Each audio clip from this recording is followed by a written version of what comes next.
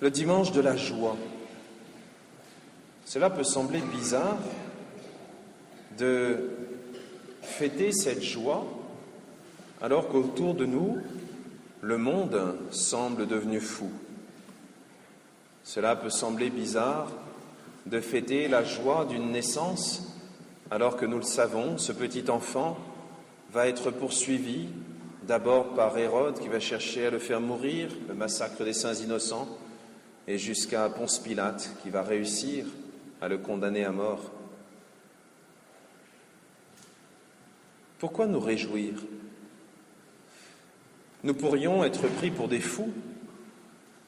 Par exemple, si nous expliquons que notre joie, ça vient du fait que nous serons sauvés puisqu'on est chrétiens, qu'on croit en Dieu et que le bon Dieu nous a donné l'assurance, par notre baptême, par tout ça, de la vie éternelle, et donc on est joyeux, nous pourrions dire oui, mais et nos frères, et tous ceux qui sont autour de nous, tous ceux qui n'ont jamais entendu parler du bon Dieu, tous ceux qui l'ont refusé, ça devrait être une raison suffisante pour ne pas être joyeux.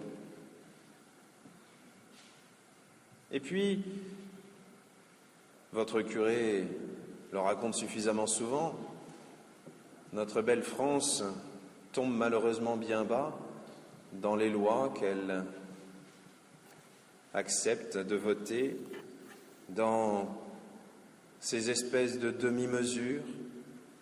On ne fait pas travailler les enfants, mais on accepte d'acheter on accepte d'acheter des choses qui ont été fabriquées par des enfants. On refuse la gestation pour autrui, mais si ça se fait dans un autre pays, on ferme les yeux. Que ces choses-là devraient suffire pour nous rendre tristes et nous empêcher de laisser éclater cette joie. Mais alors qu'est-ce que c'est cette joie que Dieu nous demande de faire rayonner autour de nous? Cette joie est quelque chose de particulier, beaucoup plus que la simple joie de savoir qu'il y a des cadeaux qui sont sous le sapin et puis il y en a un avec mon étiquette. T'as vu, c'est mon nom qui est marqué dessus. C'est bien ça, c'est un bon début, mais ce n'est pas encore la vraie joie. La vraie joie, nous pouvons la trouver dans la personne de Jean. Pourtant, Jean, à chaque fois qu'on lui pose des questions, il dit « Non, c'est pas moi ». Je dis « Mais alors ?»« Non, c'est pas moi ». « Et t'es Élie ?»« Non, c'est pas moi ». « T'es le grand prophète ?»« Non, c'est pas moi ». « Mais alors, qu'est-ce que tu dis ?»« Non, c'est pas moi. Je ne suis même pas digne de défaire la courroie de ses sandales. » On pourrait avoir l'impression que Jean a loupé sa vocation, qu'il n'est pas vraiment le modèle de joie que nous attendons.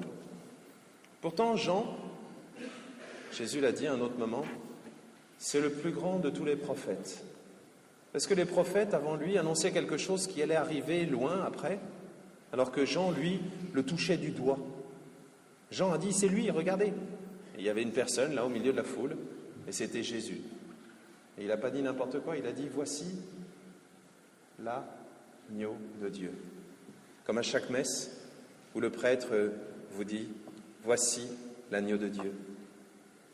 Ça, c'est notre joie, d'être là face à Dieu, d'être présent, d'être témoin de cet événement. Et vous allez me dire, ça ne règle toujours pas le problème du début, et tous nos frères, et ce monde qui est en train de tomber. Attention, ce n'est pas la même chose. Lorsque je passe mon temps à taper sur ces lois bizarres, sur ces habitudes absurdes, ne me faites pas dire ce que je n'ai pas dit. C'est sur ces lois et ces habitudes que je veux taper, pour les faire changer, mais pas sur les personnes. C'est justement parce que Dieu aime chaque être humain sans exception que nous pouvons aller les secouer à la manière de Jean-Baptiste en leur disant « Le bon Dieu t'aime ». C'est pas une bonne occasion de changer d'habitude, ça? Aujourd'hui, nous sommes juste à la limite entre ces deux choses. Le bon Dieu est venu dans le monde, mais il n'appartient pas au monde. Le bon Dieu est venu sauver chaque homme, mais il ne force pas chaque homme. Le bon Dieu est venu pour séparer à l'intérieur même des cœurs ceux qui se tournent vers lui et le reste.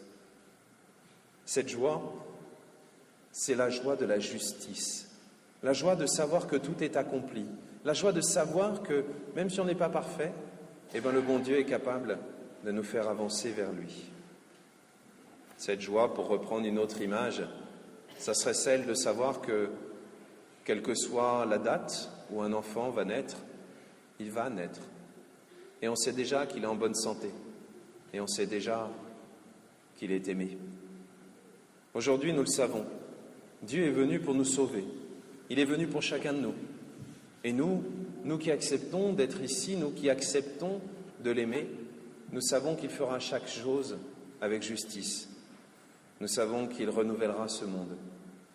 Alors, même si, comme Jean le Baptiste, nous ne sommes pas Dieu, nous ne sommes pas Jésus, nous ne sommes pas à son époque à lui, ça ne fait rien. Nous savons que nous sommes avec lui.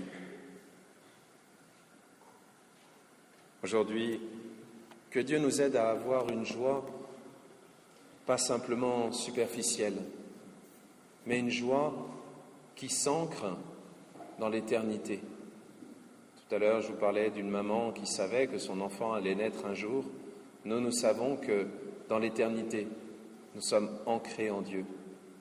Alors, quelles que soient les bêtises de ce monde aujourd'hui, quelles que soient les choses qui passent, nous savons en qui nous avons mis notre foi.